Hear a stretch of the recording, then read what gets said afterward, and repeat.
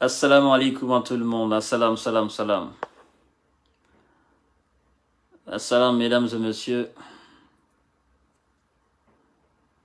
J'espère que vous allez bien.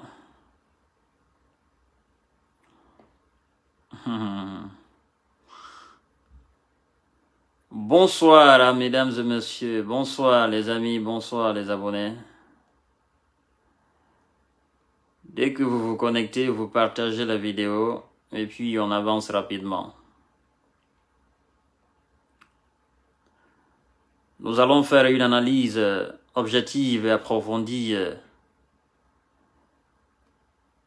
de certains sujets de la Guinée, comme toujours et comme d'habitude.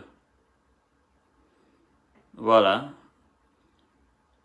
Il est 0h01 ici à Paris, précisément. Je crois qu'il est 22h01 à Conakry. Alors, où que vous soyez, je vous salue. Je pense que vous avez passé une très belle rupture. Et que le mois de Ramadan se poursuit à merveille.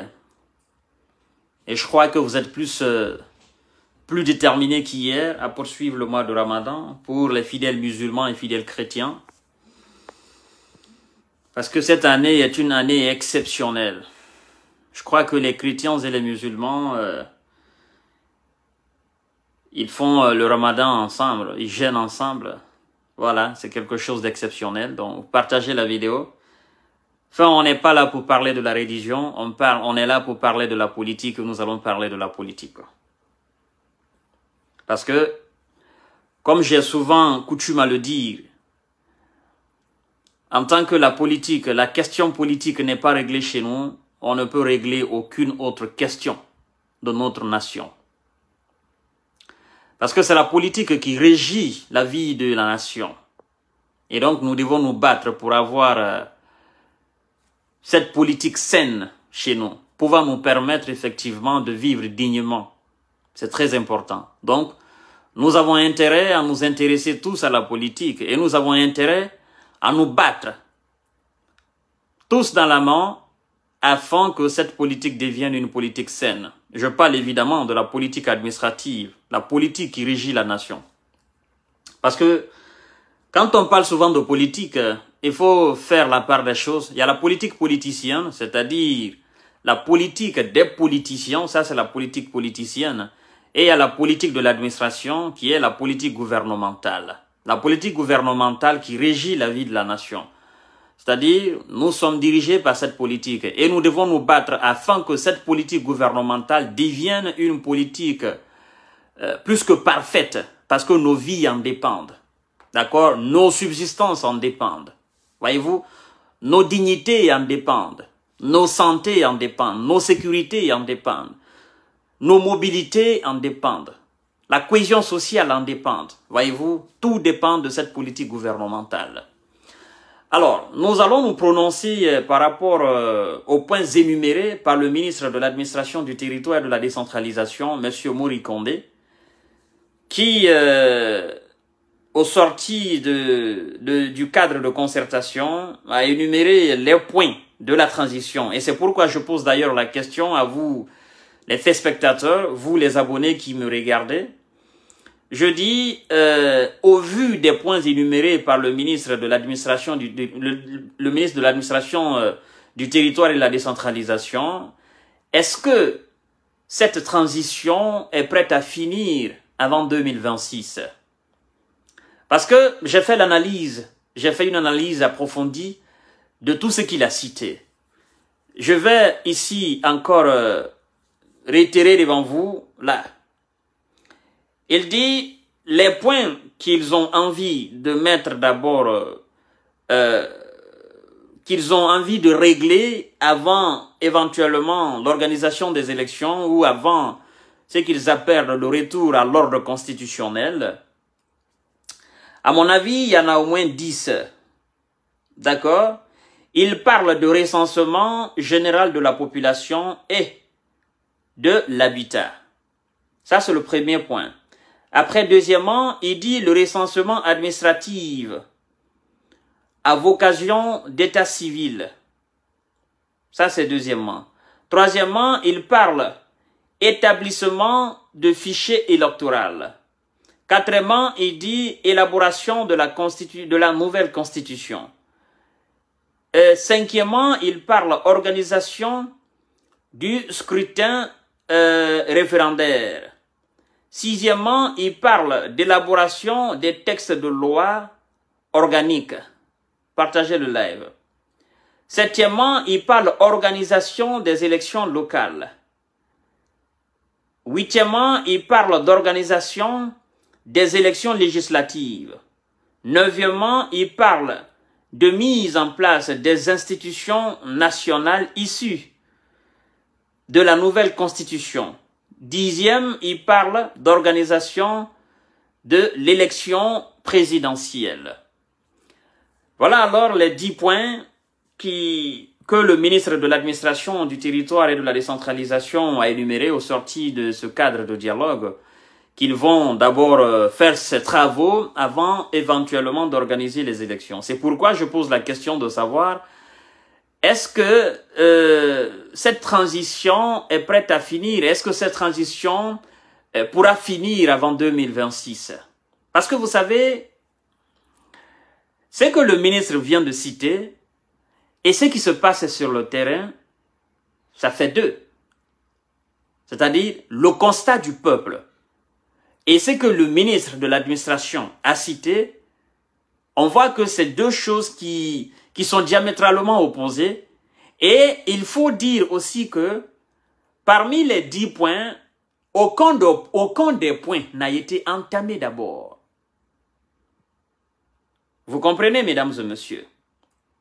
Alors, moi je dis, vous avez énuméré ça, ministre de l'administration, ministre M. Mory Condé. Je me dis, donc, la récupération des biens de l'État n'est que divers. Premièrement, l'arrestation des bandits à col blanc n'est que divers. C'est pas réellement les véritables prérogatives, effectivement, de cette transition. C'est pourquoi je vous dis que il y a opposition. Deux points. Parce que aujourd'hui, nous sommes dans ce qu'on appelle l'arrestation des voleurs de la République. Ceux qui ont volé l'argent, ceux qui ont détourné de l'argent public. Nous sommes avec eux pour le moment.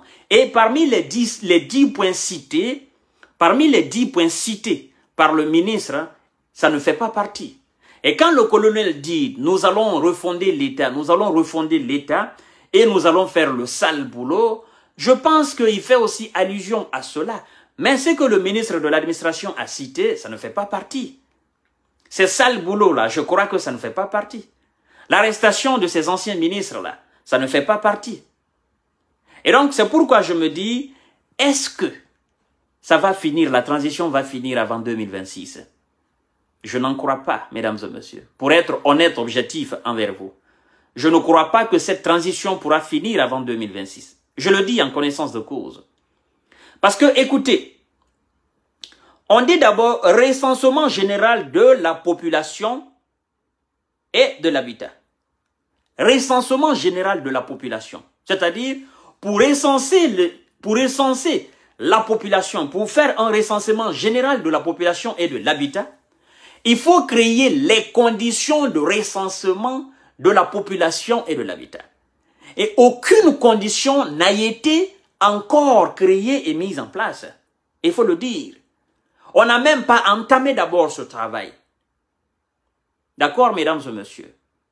Et c'est que moi je me dis, l'arrestation de ces anciens ministres, de ces anciens dignitaires, c'est pas encore fini. Le colonel fait de cela, disons, une préoccupation majeure. Aujourd'hui, nous sommes avec les ministres. On n'a même pas commencé encore le procès.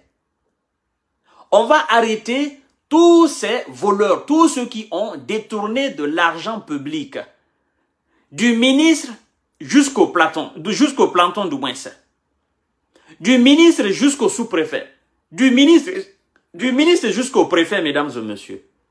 Et après l'arrestation de tous ces gens-là, nous allons organiser le procès de ces gens.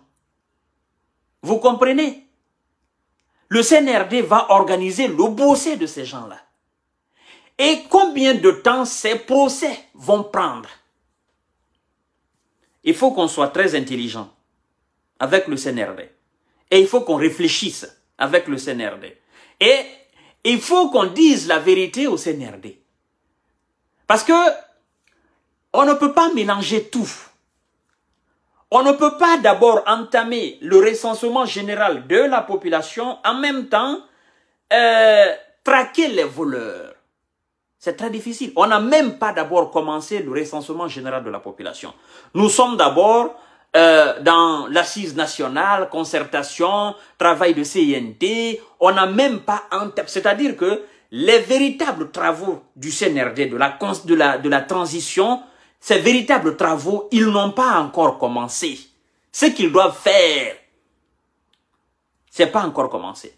Les points énumérés par le ministre de l'administration, ils n'ont pas encore entamé le véritable travail de la transition. Et bientôt, ça fera une année. Nous qui comptons effectivement les années pour dire la transition, voilà, ils n'ont qu'à nous dire une date, ils n'ont qu'à nous dire une date. Si vous voyez que le CNRD effectivement ne dit pas de date, c'est parce que le travail qu'ils se sont assignés, ils savent que ce travail, on ne peut pas le faire au bout de 2 ans. Encore moins 3 ans ou de 4 ans. Et ni même 5 ans. Je vous dis la vérité, mesdames et messieurs, je ne vais pas vous tromper. C'est-à-dire, le champ de vision du colonel Mamadi Doumbouya dépasse largement 5 ans de transition. Je vous dis. Hein. Et s'il veut effectivement aller au bout de ses idées, qu'il veut effectivement aller toucher le bout de ce champ, de ce très grand champ de vision qu'il a, parce qu'il voit très loin le colonel, alors cette transition n'a même pas commencé d'abord. Avant de parler de la fin de la transition, on n'a même pas encore débuté. Vous comprenez, mesdames et messieurs?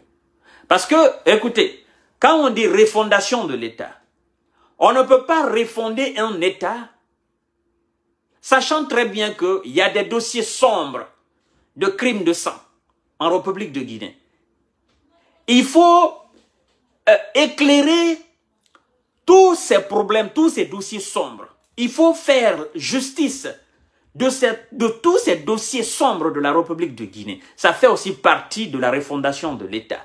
Il y a des gens qui ont été blessés le 28 septembre 2009. Il y a des gens qui ont été tués le 28 septembre 2009. Il y en a qui ont perdu la vie le 22 janvier 2007. Il y en a qui ont été blessés à vie. On les a amputés. Ils sont des victimes à vie. Ils ont ces séquelles-là à vie. Ils vont vivre. C'est-à-dire, ils vont mourir avec ça. Ces gens-là attendent justice. Ces gens-là attendent afin que justice soit faite. Alors, colonel Mamadi Doumbouya, la refondation de l'État passe aussi par ce dossier de justice. Aujourd'hui, nous avons Toumba Diakité en prison. Les Dadis encore sont vivants. Sekouba Konaté est vivant. Alpha Condé est vivant. Les acteurs majeurs de ce 22 janvier 2007, ils sont encore vivants.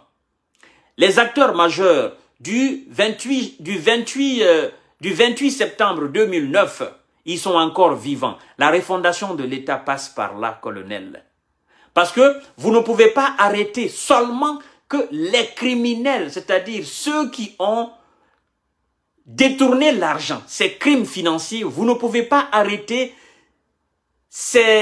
vous ne pouvez pas faire justice de ces dossiers de crimes financiers et laisser les dossiers de crimes de sang. Aujourd'hui, nous sommes encore avec ces crimes financiers. On n'a pas encore entamé ces crimes de sang. Forcément, la refondation de l'État passe par là, colonel. Excusez-moi, mesdames et messieurs. Voilà. Forcément, la refondation de l'État passe par là. Et c'est pourquoi je dis d'ailleurs que la transition n'a même pas commencé d'abord. Et il ne faudrait même pas que nous c'est-à-dire que nous rêvions effectivement que d'ici 3 ans, d'ici 4 ans, que voilà, on va organiser les élections. Non, moi je ne crois pas. Je vous dis en connaissance de cause, je ne crois pas. Ceux qui pensent que cette transition, ça sera 3 ans, 4 ans, vous êtes dans un réel rêve. C'est la vérité. Hein? Parce que nous avons dit, le travail d'une transition, c'est l'organisation des élections. Mais non, le colonel ne parle pas d'organisation des élections. Lui dit refondation de l'État. Voyez-vous, mesdames et messieurs. Donc, parce que lorsqu'on finira de mettre main sur ces criminels financiers, nous allons organiser le procès. Et qui dit si ces procès-là vont prendre 2 ou 3 ans? On ne sait pas. Imaginez un peu, prenez un peu l'exemple sur les procès des gangs de 95, le procès des Mathias, des Dekamassare, avec M. Doura Chérif comme président de la justice. Ce procès a pris combien de temps? Ces jeunes garçons, ils étaient au nombre de combien? Ils étaient nombreux. Ce procès a pris combien? Combien de temps? Ça a duré. Maintenant, on nous dit que ça c'est un procès national. C'est plus grand que le procès des gangs de 95. Bien évidemment. Parce que, imaginez un peu tous ces ministres d'Alpha Condé, tous ces directeurs généraux, tous ces secrétaires généraux, tous ces directeurs adjoints. D'accord? Tous ces préfets, tous ces gouverneurs. C'est trop, mesdames et messieurs. C'est trop. Pour le moment, on est en train de les chercher. Et faire le procès, faire le jugement de tous ces gens-là. Après, entamer un autre travail. Mesdames et messieurs, moi, d'abord, pour vous dire la vérité, à faire de ce procès de ces anciens dignitaires du régime Alpha Condé là, je ne crois même pas que si réellement la CRIEF tient, la justice guinéenne ou le colonel Mamadi Doumbouya tient, c'est-à-dire coûte que coûte faire ce travail, assainir effectivement, prendre ces voleurs, les jeter en prison, après passer autre chose, je ne crois même pas que je ne crois même pas qu'on peut terminer cela en 2 ans. Je ne crois pas. C'est la vérité que je vous dis. Hein. Je ne crois pas. Parce que chaque jour, il y aura des nouveaux dossiers. Des nouveaux dossiers de vol. Chaque jour, il y aura des nouveaux dossiers de vol. Et à l'instant T même que je suis en train de vous parler, ceux qui sont encore dans l'administration d'aujourd'hui, ils sont en train de voler. Et ceux-là, ils vont les arrêter encore. Ils seront jugés. Ça veut dire que chaque jour, nous allons prolonger la transition. Vous comprenez, mesdames et messieurs? Alors, on dit recensement général de la population. Moi, je suis même d'abord avec l'arrestation de ces anciens dignitaires du régime Alpha Condé. On dit recensement général de la population et de l'habitat. Recensement général de la population. Ça, c'est pas un travail qu'on fait en 2 jours. Ça, c'est un travail exhaustif qu'il faut faire. Oui, ça demande de l'énergie, ça demande de l'argent, ça demande de l'organisation. Une population comme la population guinéenne, recenser les gens un à un, recensement général, connaître le nombre exact de la population guinéenne, ça, c'est pas un travail de 2 jours, encore moins de 3 ou 4 jours. Disons, même si on fait 6 mois en faisant cela, en recensant effectivement toute la population guinéenne, que cela nous prenne effectivement 6 mois, parce que ça, c'est pas un petit travail. Tout cela, effectivement, mesdames et messieurs, ça prolonge la transition. Moi, je parle d'ailleurs de prolonger la transition. On prolonge quelque chose qui a une date fixée. Mais pour le moment, on n'a pas de date. Donc, il faudrait même que j'enlève ce mot prolongé dans mon vocabulaire. Parce que la date n'est pas encore fixée. Pour que je pense ou pour que je dise prolongé. Voyez-vous, mesdames et messieurs, c'est nous qui pensons que la transition, il ne faudrait pas que ça dépasse 3 ans, il ne faudrait pas que ça dépasse 2 ans, il ne faudrait pas que ça dépasse 18 ans. C'est nous qui pensons à cela. Et je crois que c'est en se référant à ces dates que je dis que, voilà, on va prolonger la transition. Recensement général de la population, ça ne se fait pas avec une baguette magique. Ça demande un travail exhaustif. On dit recensement administratif à vocation d'état civil. Ça aussi, ça demande du temps. Ça demande du temps, mesdames et messieurs. On dit encore établissement du fichier électoral. Alors, le fichier électoral, ça a toujours posé problème en Guinée. Ça a toujours posé problème en Guinée. Fichier électoral. Fichier électoral. Ah, je crois que ça va chauffer. Hein. Entre les acteurs politiques et le ministre de l'administration du territoire, de la décentralisation, ça va chauffer. Parce qu'il faut laver ce fichier électoral pour qu'elle devienne parfait. Parce que, vous savez, la perfection de l'élection dépendra effectivement de ce fichier électoral et de la bonne volonté de ceux qui vont organiser les élections présidentielles. On n'est pas encore là avec les élections présidentielles.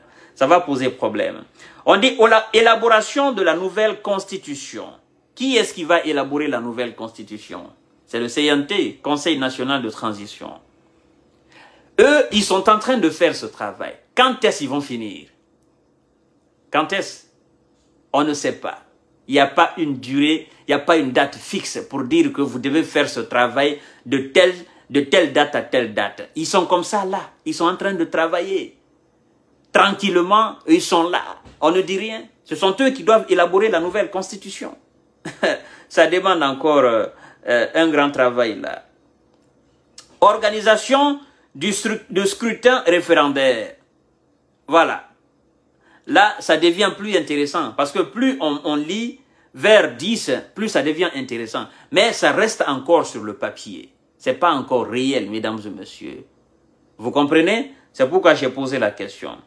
Après, on dit élaboration des textes de loi organiques. Organisation des élections législatives. Machin. Moi, je pense que tout ce qu'on vient d'énumérer là, ces choses-là ne sont que dans le rêve encore. On n'a pas encore de chronogramme, on n'a pas encore de date fixe. On ne sait pas quand est-ce que tous ces travaux vont commencer et quand est-ce que ces travaux vont finir. C'est ça le problème des Guinéens aujourd'hui. On dit, ok, vous avez énuméré tout ça, ministre de l'administration, mais vous allez faire tout ce travail au bout de combien d'années? L'année n'est pas dit. On a juste cité les points. Et on dit, les Guinéens, suivez-nous, nous allons faire ce travail. C'est pourquoi je dis cette transition, je ne crois pas que ça pourra finir d'ici 2026. Ça, il faut être clair là-dessus. Parce que ce que vous devez savoir, mesdames et messieurs, les acteurs majeurs de la politique guinéenne qui doivent mettre pression sur le colonel Mamadi Doumbouya, la quasi-totalité de ces acteurs-là, ils ont des dossiers sales derrière eux. Des dossiers sombres. Parce que ces acteurs, la quasi-totalité de ces acteurs ont été des anciens ministres en Guinée. Et ils ont quelque part des dossiers sales qu'ils traînent derrière eux. Et donc, le colonel, en mettant le nez dans ces dossiers, ces acteurs-là, quelque part, ils ont peur. Quelque part, ça les freine. Vous comprenez, mesdames et messieurs? C'est comme si on vous dit que vous allez vous battre demain avec quelqu'un. Ou le mois prochain, vous allez vous battre demain. Le mois prochain, vous allez vous battre avec quelqu'un. Mais, vous avez un pied qui vous fait très mal. C'est-à-dire, le genou, ça vous fait très mal. Le genou n'est pas à 100%. Mais votre adversaire, il connaît. que votre genou, ça ne va pas très bien. Mais pour vous, l'adversaire ne connaît pas. Et vous montez sur le ring. Avant même de monter sur le ring, l'adversaire, il vous dit dans les oreilles, ben écoutez, je sais que tu n'es pas à 100%, tu as un problème au genou, ben voilà, il faut t'attendre quand même à ce que, voilà, que ça devienne chaud. Moralement, vous êtes touché, parce que vous-même, vous savez que votre genou, c'est pas à 100%. Vous comprenez, mesdames et messieurs? Donc, vous montez sur le ring avec un pied qui n'est pas à 100%. Et moralement, vous êtes battu quelque part. Vous comprenez? Donc, ces acteurs politiques, ces acteurs majeurs de la scène politique guinéenne, ils traînent des dossiers derrière eux. Et à partir du moment que le colonel a décidé de mettre le nez, c'est-à-dire de jeter un coup d'œil sur ces dossiers, ces acteurs, ils les effrayent. Parce qu'ils se disent quoi? Le gars, il ne va pas nous louper. S'il a pris les Kassouri, il a pris les X, il a pris les Y, je crois que le prochain, ça sera nous. Vous comprenez? Or, ce sont ces acteurs qui sont les mieux placés pour mettre une pression sur le colonel. Pour dire transition, durée, transition. À part Seydou Dalein Diallo, Sidia Touré, Dr Ousmane Kaba, Kassouri Fofana, à part ces gens-là, qui sont à la tête des plus grands partis de la République de Guinée. Mais les autres là, les autres acteurs politiques, ils ont quel poids? Ils n'ont pas de poids. Les Faya Milimono, ils n'ont pas de poids. Mamadou Sylla même, bon, disons il est influent, mais Mamadou Sylla, lui, il est lié à un dossier qui est dossier Air Guinée. Vous comprenez? Donc c'est très difficile, mesdames et messieurs. Parce qu'il faut mettre la pression sur le colonel. Mais comment mettre la pression sur le colonel? Qui doit mettre la pression? Ce sont les acteurs politiques. On dit la transition est purement politique. Donc, ce sont les acteurs politiques qui doivent être en face du colonel. Et ces acteurs politiques, qui ils sont? On les cite. Quand on les cite, ceux qui sont liés à des dossiers sales, qu'on retire ces gens-là, quels sont ceux qui vont rester? C'est aussi ça, le problème. Bien évidemment.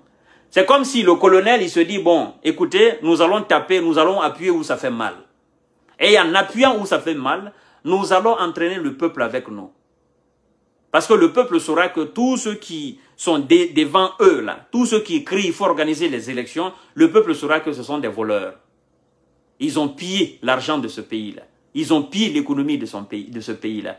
Et à chaque fois qu'on sortira des preuves contre eux, ben écoutez, le peuple comprendra qu'ils étaient effectivement dans l'erreur, qu'ils supportaient des gens qui ont pillé leur propre pays. Vous comprenez? Et qu'est-ce que le peuple dira? Le peuple dira, colonel, il faut continuer, il faut arrêter tous ces voleurs, il faut continuer, il faut arrêter tous ces voleurs. Vous comprenez, mesdames et messieurs? Donc, la musique est très difficile à danser. Elle est très difficile à danser. Voilà. Après, on parle de CEDEAO. Quels sont ceux qui doivent effectivement parler à la CEDEAO? Ce sont ces acteurs politiques.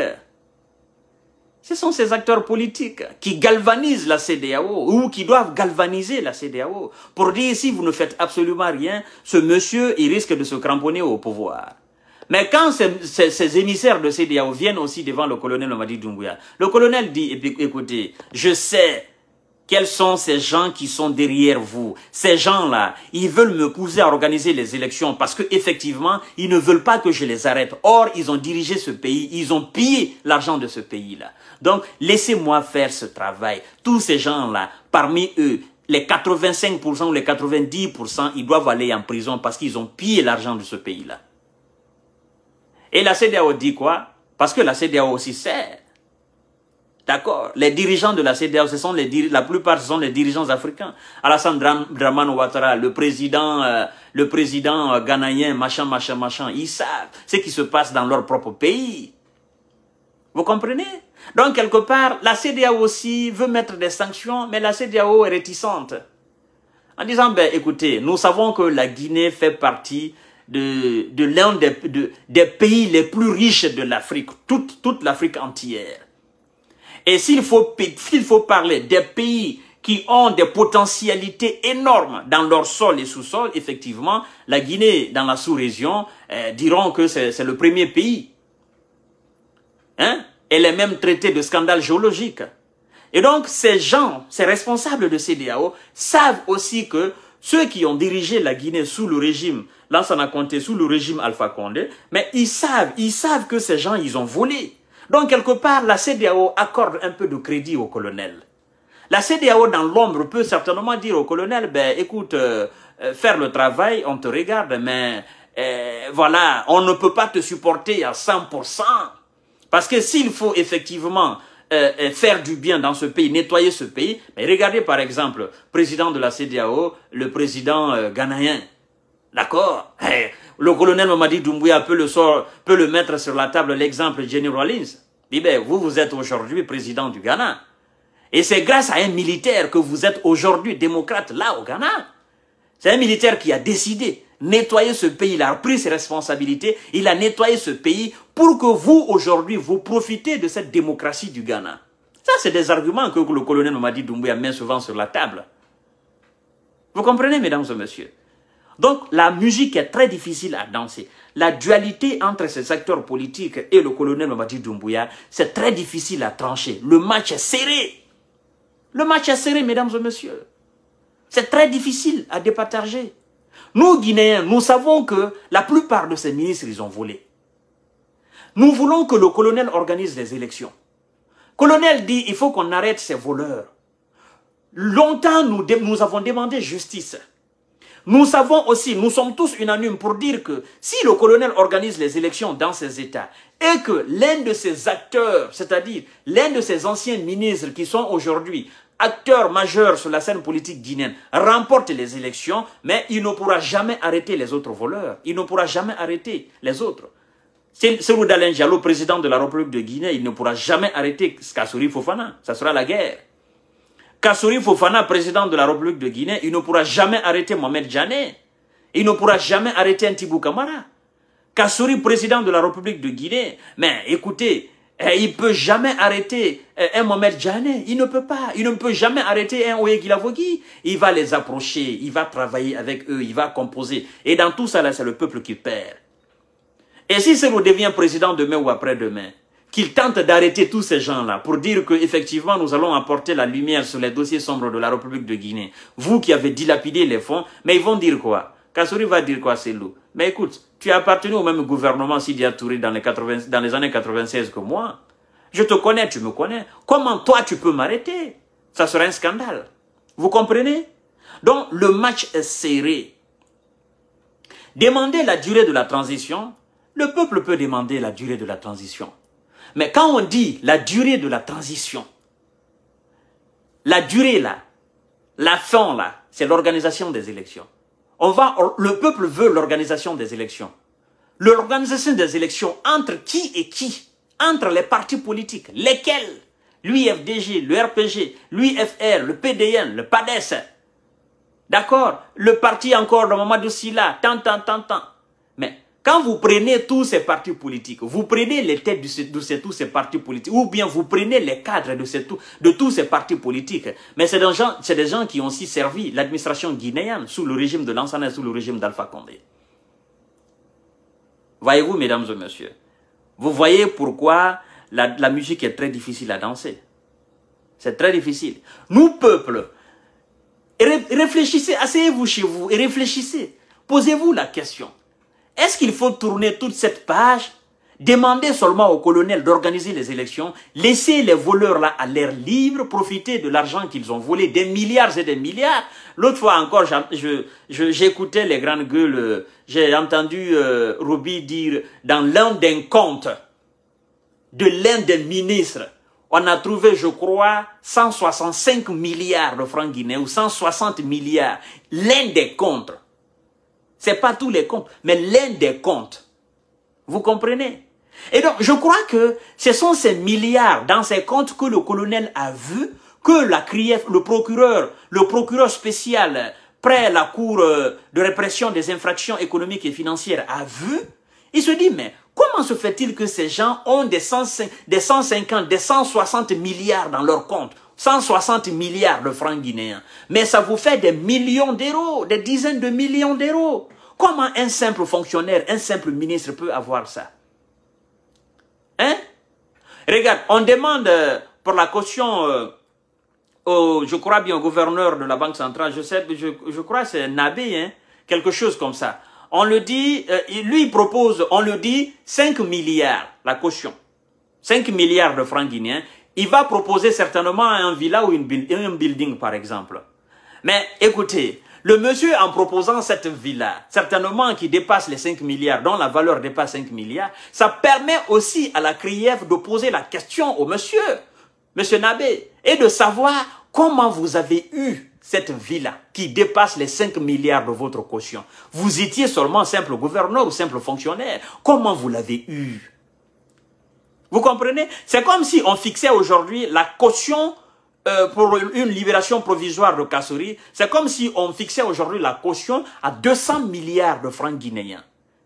Et que demain ou après-demain, Kassouri venait mettre 100 milliards sur la table pour dire « je vais payer les autres 100 milliards en tranche. » Mais la CRIEF va poser la question à Kassouri. En tant que simple ministre, comment vous avez fait pour avoir les 100 milliards? Pourtant, votre salaire n'arrivait même pas à ça. De 2018, par exemple, 2018 en 2021, si on fait c'est-à-dire si on fait le cumul de vos salaires de ces 2 ou 3 années, ça n'atteint pas les 100 milliards de francs guinéens. Vous comprenez? Donc la danse, la musique est très difficile. Très difficile. On pose par exemple comme condition de libération provisoire à Mohamed Djane, on dit bon, pour votre caution est fixée à 300 milliards de francs guinéens. Mohamed Djane va par exemple proposer à la CRIEF 2 de ses immeubles à Conakry. Mais la CRIEF va se poser la question, en tant que simple ministre, comment vous avez fait pour avoir ces immeubles-là? La CRIEF aussi voit dans les comptes de ces gens des centaines de milliards de francs guinéens. Vous ne pouvez pas croire, mais ça existe, mesdames et messieurs. C'est pourquoi c'est difficile. C'est difficile. C'est difficile. Nous allons beau crier, nous allons beau demander au colonel d'organiser les élections rapidement. Mais s'il le fait, c'est nous qui perdons. C'est nous, le peuple, qui perdons. Oui.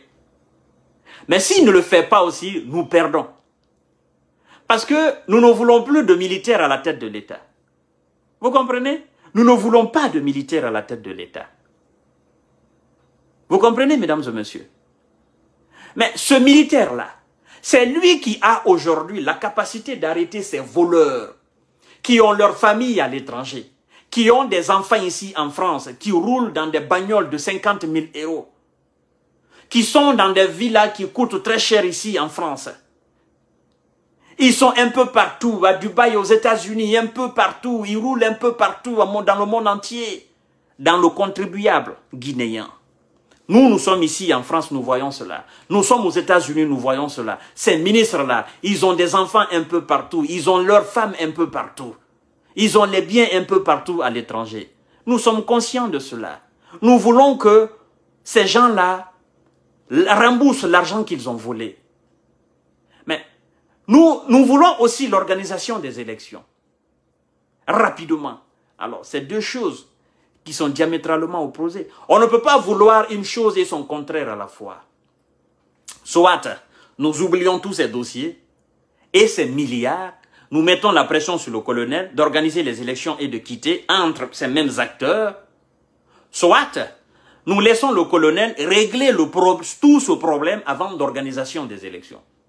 Parce que c'est deux choses diamétralement opposées. Une chose et son contraire à la fois. Voilà, chers frères. La transition guinéenne, elle est difficile. Et je dis d'ailleurs au colonel Mamadi Doumbouya, colonel, s'il vous plaît, là vous venez d'entamer le dossier des plus grands riches de la République de Guinée. Des gens qui ont des milliards et des milliards dans leurs comptes. Colonel, je vous demande uniquement une seule chose. Renforcez votre sécurité, mon colonel.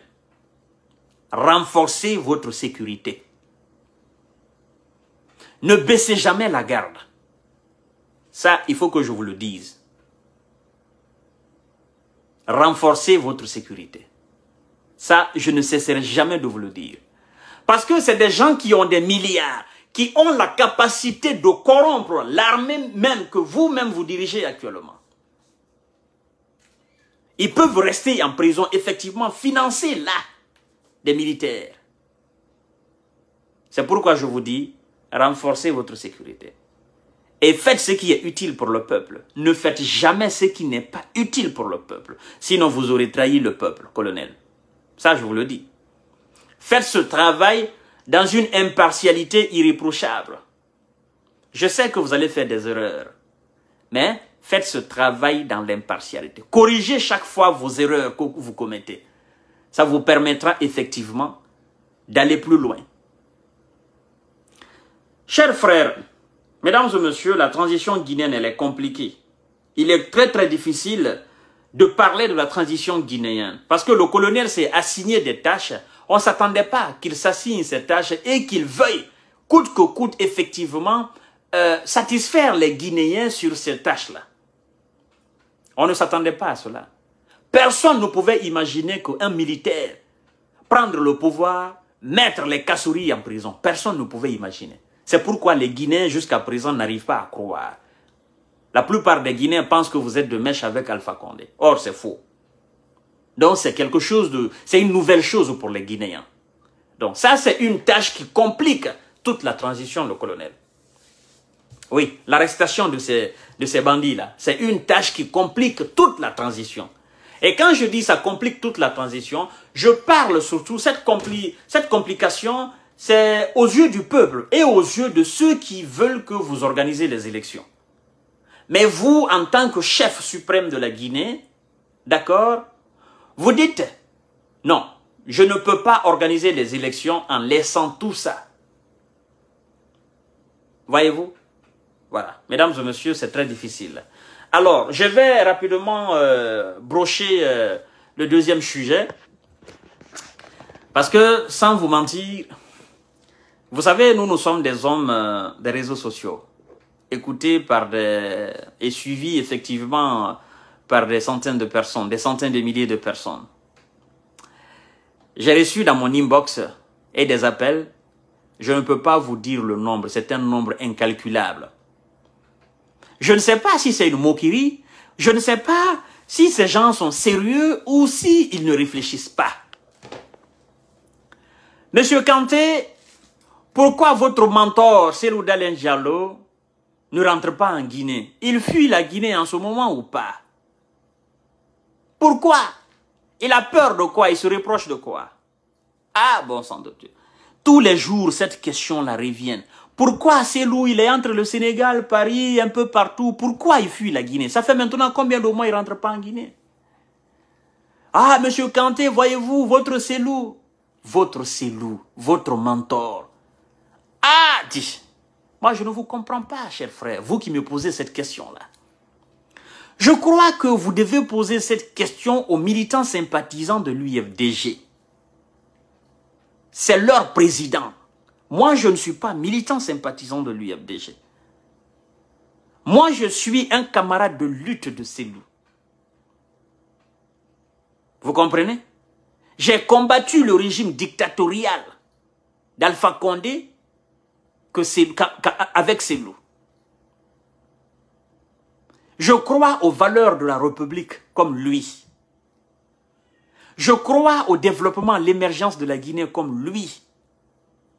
Je me bats pour la démocratisation de notre État dans le véritable sens, comme lui. C'est un camarade de lutte. Voyez-vous, on appelle souvent Ahmed Sékou Touré camarade. Camarade Ahmed Sékou Touré. Ben écoutez, ne voyez pas l'âge quand je dis c'est un camarade de lutte comme lui. Alors, la question que moi aussi je vais vous poser, c'est que, parce que je sais, la plupart des gens, ce sont des militants du RPG Arc-en-Ciel. Il y a d'autres qui, indignement, empruntent des patronymes des militants de l'UFDG, des patronymes Peul. Mais moi, ça ne me dit absolument rien. Écoutez, je vais vous dire un truc. Vous savez, vous qui dites aujourd'hui pourquoi Cellou Dalein fuit la Guinée? Je veux vous répondre en disant qu'il ne fuit pas la Guinée. Et même s'il fuyait la Guinée, il y a une loi en Guinée qui dit aux enfants guinéens de ne pas fuir la Guinée. Vous voyez, en longueur de journée, c'est des enfants guinéens qui fuient la Guinée pour venir se chercher ici en Europe, à l'étranger, un peu partout, à longueur de journée. Chaque jour que Dieu fait, c'est des centaines de Guinéens qui fuient la Guinée pour aller se réfugier au Sénégal, pour aller chercher une vie meilleure. C'est des centaines de Guinéens qui bravent la mort pour venir ici en Europe. Il y a une loi en Guinée qui dit que les Guinéens ne doivent pas fuir la Guinée ou les Guinéens ne doivent pas quitter la Guinée. Il n'y a pas de loi en Guinée qui dit cela. Il y a une loi en Guinée qui empêche un leader politique de sortir de la Guinée et d'aller au Sénégal, d'aller en Côte d'Ivoire, d'aller ici, de venir ici en France. Il n'y en a pas. Si vous n'êtes pas en conflit avec la loi, et si vous ne détenez pas un passeport diplomatique, vous n'êtes pas diplomate comme quelqu'un qui l'a, comme l'autre l'a fait la fois dernière. Vous comprenez? Donc, je vais vous poser la question, chers frères, vous qui me posez cette question-là. Vous savez, pour être beaucoup plus objectif, depuis que Cellou a fini son école, sa formation académique, il a été embauché en Guinée. Il a commencé son service à Farana en 1975. La plupart d'entre vous n'étaient pas encore nés. En 1975 à Farana. De 1975 à 2006, Cellou, il a été fonctionnaire et il a occupé des hautes fonctions en République de Guinée jusqu'à être Premier ministre. 30 et quelques années de service. 31 ans pour être précis, si je ne me trompe pas. 31 ans. Il est en train de servir la République de Guinée. Je ne dirais pas que tout a été rose, tout a été parfait dans sa carrière. Je ne dirais pas que tout a été aussi subtil et voilà, non, non, non, non, non. C'est un homme. Il a commis des erreurs, certainement. Il y a eu de l'imperfection dans sa gestion. Je suis unanime avec vous. C'est un homme. D'accord? Voilà. Maintenant, depuis qu'il est homme politique, toutes les élections, depuis qu'il est président de l'UFDG, toutes les élections qui se sont déroulées devant lui, il les a tous participées en restant en Guinée. Et à chaque fois qu'on fraudait les élections, d'accord, le monsieur, il restait toujours en Guinée, auprès de ses militants sympathisants. Il ne sortait pas de la Guinée, il restait en Guinée. 2010, il est resté en Guinée. 2015, il est resté en Guinée. 2020, il est resté en Guinée. Or, contrairement à quelqu'un d'autre, Alpha Condé, votre demi-dieu, il ne venait en Guinée qu'à l'approche des élections. Et après les élections, il venait ici à Paris s'installer. La Guinée n'intéressait ce monsieur qu'à l'approche des élections. Il venait chercher le pouvoir. À chaque fois qu'il y a élection, il venait. Si ça ne marche pas, il retourne chez lui, en France. Qui d'entre nous a empêché Alpha Condé de sortir de la Guinée? Personne. Qui d'entre nous a dit ou a critiqué Alpha Condé en disant pourquoi Alpha Condé fuit la Guinée chaque fois? Qui d'entre nous l'a fait? Pour nous, ça n'a aucune importance. Qu'il fuit la Guinée ou pas, qu'Alpha Condé fuit la Guinée ou pas, ça n'a aucune importance. Il vient, il cherche le pouvoir, s'il ne gagne pas, il retourne chez lui. C'est normal. La Guinée, ce n'est pas chez lui. Il nous a démontré par A plus B que la Guinée, ce n'est pas chez lui. Ce qui l'intéressait, c'était le pouvoir. Et les Guinéens, la plupart des Guinéens n'ont pas compris cela. Ils ont fraudé les élections en sa faveur, on lui a donné le pouvoir. Et c'est pourquoi il a été incapable de diriger ce pays-là. Voyez-vous, mesdames et messieurs. Donc, Cellou, s'il a décidé de sortir de la Guinée, ben, il est dans son droit. Ou bien vous voulez l'empêcher aussi de sortir de la Guinée? Le jour qu'il va décider de rentrer en Guinée, il va rentrer en Guinée. Bien évidemment. Personne ne peut aussi l'empêcher de rentrer en Guinée. C'est le colonel lui-même qui lui a restitué son passeport. Et il est sorti de la Guinée devant le même colonel. Il va rentrer encore en Guinée devant le même colonel. C'est ça. Mais moi, je vous comprends. Parce qu'aujourd'hui, vous n'avez d'ennemis et d'adversaires que lui. Parce qu'aujourd'hui, tout ce que vous voulez, c'est de galvaniser le colonel Mamadi Doumbouya en disant, ouais, si tu es homme, tu as arrêté Kassouri, si tu es homme, va arrêter Selou, on va voir ça. C'est ce que vous voulez faire. Et c'est ce que vous êtes en train de faire dans l'ombre. Moi, je vous connais. Hein? Tu as arrêté les Kassouri, les Mohamed Djane. Maintenant, si tu es homme là, colonel Mamadi Doumbouya, Selou Dalein est revenu en Guinée, va l'arrêter et puis on va voir. C'est ce que vous voulez faire. Vous voulez inciter le monsieur à faire quelque chose, même si. C'est pas le colonel qui arrête quelqu'un. Il y a une juridiction qui est mise en place. Et on arrête quelqu'un si cette personne, on le reproche quelque chose. Mais moi, j'ai déjà compris votre jeu. Et ce que vous dites entre vous, je le sais déjà. Et ce que vous êtes en train de faire dans l'ombre, je le sais déjà. Parce que je sais, en âme et conscience, parmi vous, il y en a qui ont déjà signalé au colonel, « Ah, colonel, cette fois-ci, si Selou Dalein Diallo rentre en Guinée, il ne faut pas le laisser. Hein. Et c'est le plus grand voleur de la Guinée. Il ne faut pas le laisser. Hein. Parce que si vous le laissez, ben écoutez, ça sera 2 poids 2 mesures. Comment on peut arrêter les Kassouri Fofana, ne pas arrêter Selou Dalein Diallo? Pourquoi voulez-vous forcément que Mohamed Djane Kassouri soit lié à Selou Dalein Diallo? Pourquoi? Ils ne sont pas cités dans le même dossier. Je sais déjà, c'est ce que vous vous dites. Vous comprenez? Ce n'est pas vous qui commandez le colonel, c'est le colonel qui commande la Guinée. Et si le colonel agit selon vos commandements, c'est que ce n'est pas un chef. Mais le colonel que je connais, c'est un chef. Il va agir selon lui. Et à la question d'arrêter Selou Dalein Diallo, ce n'est pas à lui de répondre. Non, ce n'est pas son travail. J'allais douter de sa probité morale. Mais il y a quelqu'un qui m'a parlé une fois. Je crois que cette personne a parlé à tout le peuple de Guinée. C'est le procureur Alphonse Charles Wright. Il a dit une phrase qui a beaucoup attiré mon attention. Il dit, c'est l'une des rares fois qu'on ait un président en Guinée, d'accord, qui n'influence pas les dossiers judiciaires. Ça veut dire que le colonel se tient en dehors de tout ce qui est procédure judiciaire. Il laisse aux hommes de loi. De toutes les façons, il n'est pas juriste. Vous comprenez bien? Il n'est pas juriste, chers frères. Les lois là, ce n'est pas son domaine. Lui, c'est un militaire. Il a des conseillers autour de lui.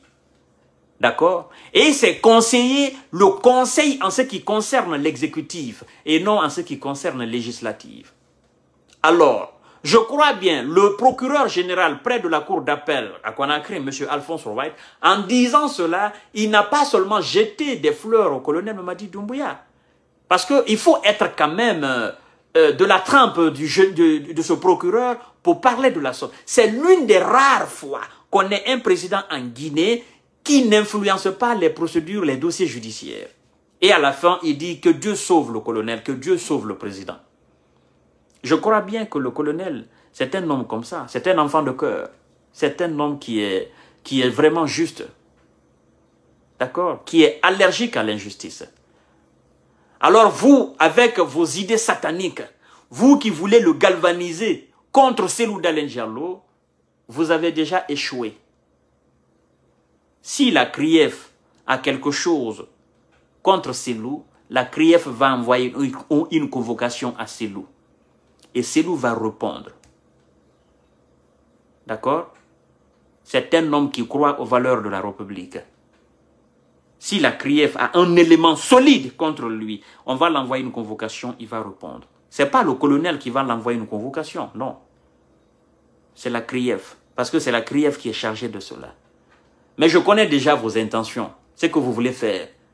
Comme vous savez actuellement que le RPG Arc-en-Ciel est décapité, vous voulez coûte que coûte qu'on arrête Cellou Dalein Diallo et qu'on l'envoie à la maison centrale.